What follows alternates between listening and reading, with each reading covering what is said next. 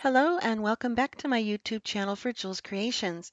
And let's continue with our final part 3 of 3 on how to work with polymer clay for beginners.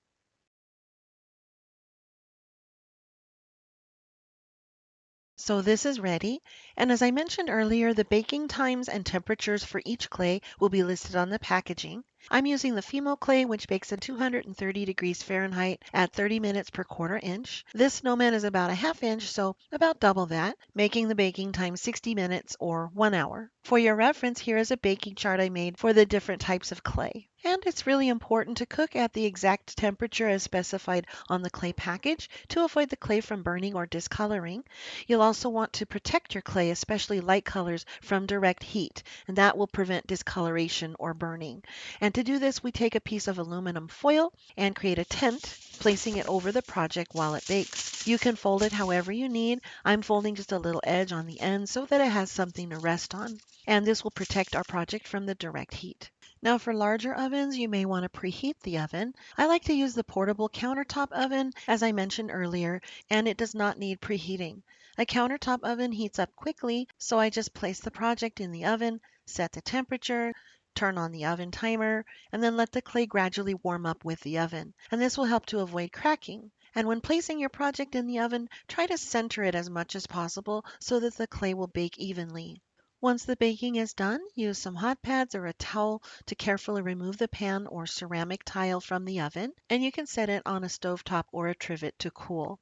And the clay is fragile when it's hot, so it's important to let it cool completely before handling it. And just as a side note, for some future projects, sometimes it's easier to make parts for your project ahead of time and pre-bake them. Pre-baking means baking the piece just long enough to make it hard enough to handle, and they will only be partially baked, so when you attach them to the main project and rebake them, it's perfectly fine. Now these particular pieces are very thin, so we could have pre-baked them for about 10 minutes, let them cool, and then attach them to our snowman. And that way we don't have to worry about the face getting squished while we apply the pieces to it, or the gloves getting knocked off while attaching them. And while our little snowman is baking, this is a really good time to clean up our work area and wash our hands again.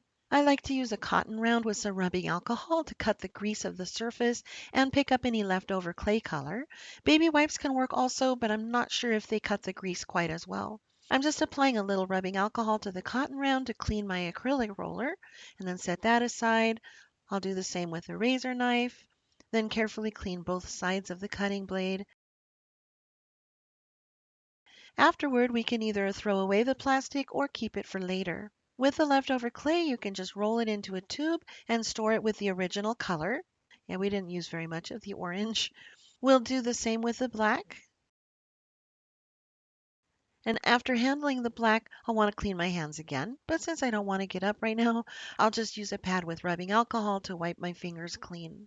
Next, we'll take the white clay and do the same, roll it into a tube and add it to the package. It doesn't have to be perfect, we're just putting the colors back together. Anytime we have clay with mixed up color or a color that you don't like, we call that scrap clay, but don't throw it away. It can be always used for something else. For example, you can use it to form the base of a shape and then add a pretty layer of color over it. And some scrap clay even have nice colors so that we can use it to make jewelry or beads or more. I keep my scrap clay in a little organizer box to keep it clean and dust free. Polymer clay does not dry out, but you will want to protect it from collecting dust. You can cover it with plastic wrap. I prefer to use press and seal. Press and seal sticks to itself, so it makes a nice tight wrap. I'll just cut a couple pieces here.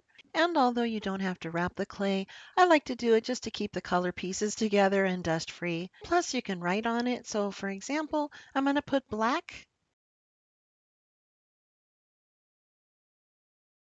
and tangerine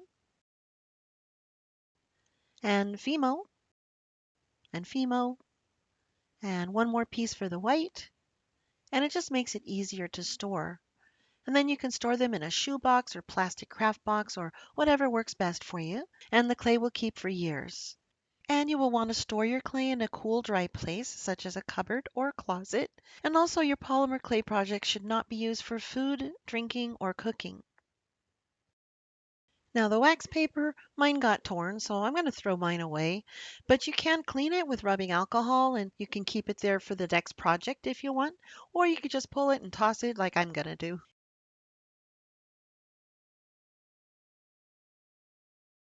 And while we wait for our snowman to finish baking, I'm going to give my hands a good scrub. And I wanted to show you how dirty our hands can get with the darker clay colors.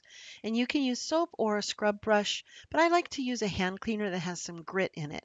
That gets down into the ridges of the fingers. I'm not sponsored or promoting this product, but I really do like how it works.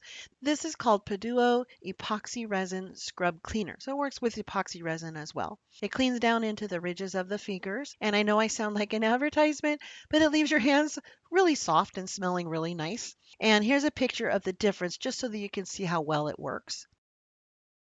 Now, for your tools, you may want to find a box or a plastic container to keep all your supplies organized and ready for the next project. And I'm sure you'll be collecting more tools after you see my scavenger hunt list for clay tools. More about that later.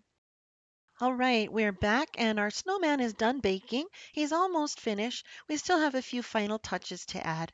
And I noticed my gloves were coming loose, so I did take a minute and pull them off and dip the toothpick into some clear drying glue and then reattach the gloves back on and let them dry. And now they're nice and strong and secure. I'm going to show you how to do two things that we normally would do before baking while the clay is still soft and tacky. One is adding the eye screw to turn it into an ornament, and the other is giving him rosy cheeks. Since the clay is already hard, we obviously can't push the eye screw in place now, and the pastel chalk won't stick to the hard, smooth surface. So let me show you how to fix those things after it's been baked. For the blush, take whatever glaze you're planning to use and just add a little scraping of pastel chalk to the glaze, mixing the color in, and then use a small paintbrush to apply the blush and let it dry for about 30 minutes.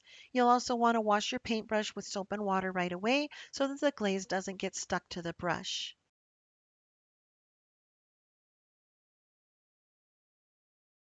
And for the eye screw, we need to just start a tiny hole and then the screw will do the rest of the work. We'll use a thumbtack with a little handle like this, and that gives us a good grip for better control. Make sure the hole is in the middle, and you can think of how the snowman will hang from that spot. We want to make a tiny hole and then place the eye screw into the hole and start twisting while gently pushing, and the screw will work its way deeper into the clay as we twist. And I've cleaned the brush so there's no blush left on it. And we're going to pour out just a little bit of polyurethane or whatever glaze you're using onto some foil. And then just start brushing it onto the snowman. Now to save time, I've already glazed the bottom of this since it had to dry for 30 minutes. But now we'll go ahead and glaze the rest of the body. Start at the top or the bottom, wherever you prefer, and just apply a very thin coat all over.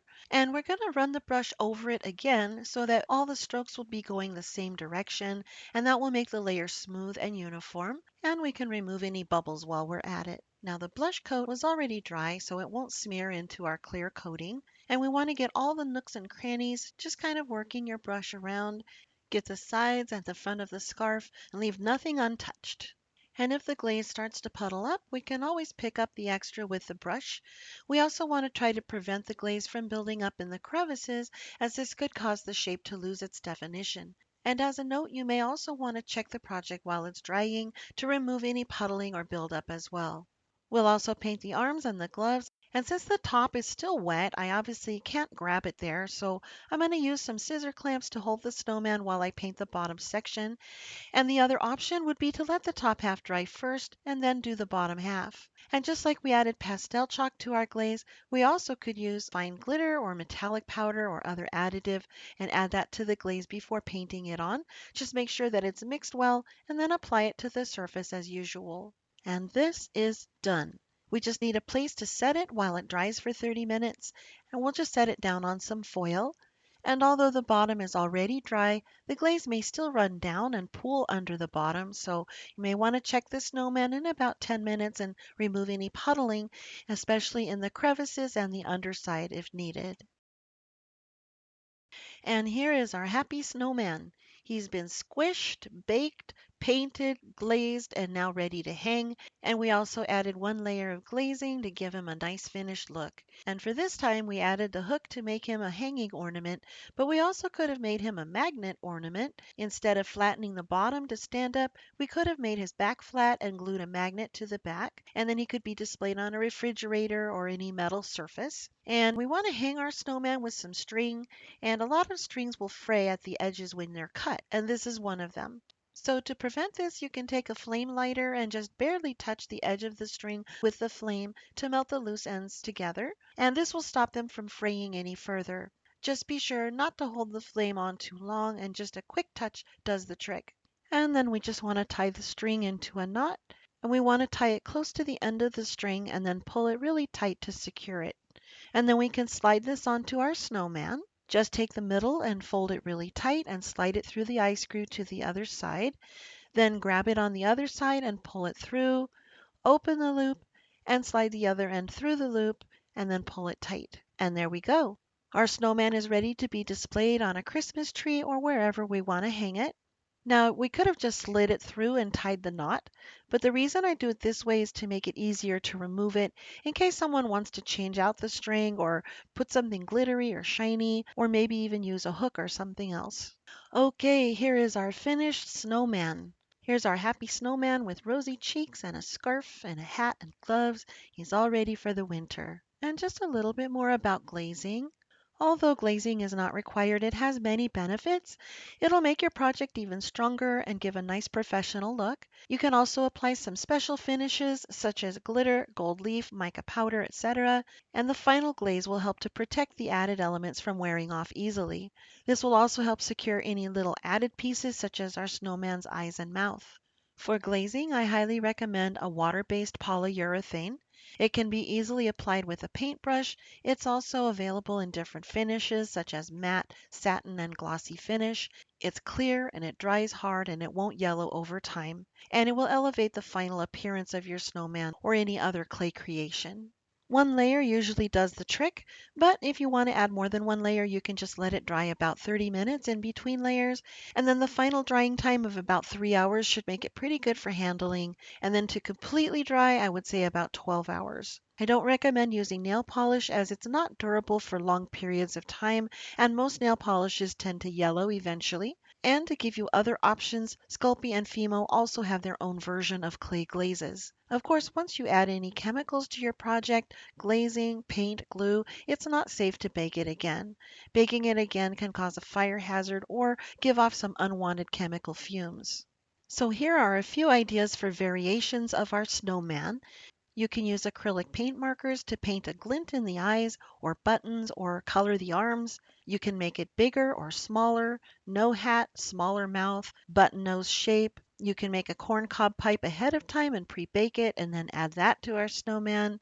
And adding the eye screws on the top of the snowman allows us to hang him with a string or a ribbon. And then making the snowman flat on the bottom will allow him to stand. Or you can make the back flat and then glue on a magnet on the back and hang him on a refrigerator. You can customize your snowman with your own colors and shapes and sizes or different patterns.